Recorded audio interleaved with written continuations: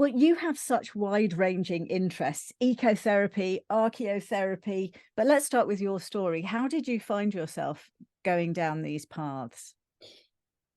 The very beginning of being well in myself and being feeling the most authentically me, I think, was always from a very young child out in nature. So I think I was one of those children who didn't want to be in the house come rain. Well, I don't remember it ever being rainy or wintry, but I remember very distinctly that I always made a beeline for being outside. We were very lucky. I grew up in East Sussex, actually in the Weald, which had forests and rivers and open pastures, and so I could easily get to these sort of wild spaces. And so I have a very strong memory of being well, being peaceful, being myself in that natural landscape. No matter what was going on in the family dynamics in the house, there was always a place for me.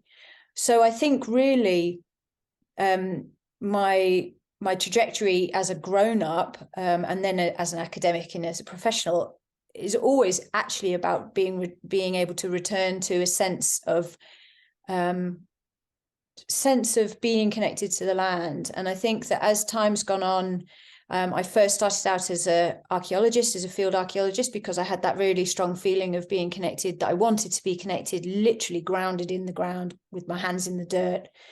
And then feeling that was only answering part of it, because the mental aspect of being a field archaeologist is quite reductionist, it's quite systematic, and there's a lot of theory and a lot of sort of process.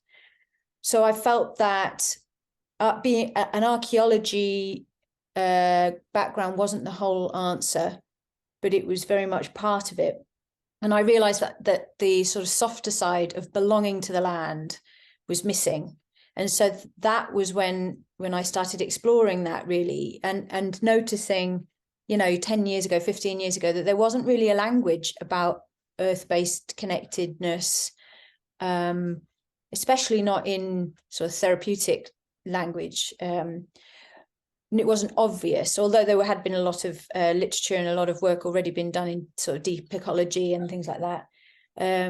So I think, I sort of really moved from having this hunch that the world was speaking to me as a child, that I felt safe there, I felt like I belonged, I felt like there was a resonance there, into sort of reductionist field archaeology, and then into this sense of what's really going on, what do I really want to get closer to with this? Is it my ancestors and the historical record and the archaeological record, or is it that connection, that sort of sense of belonging?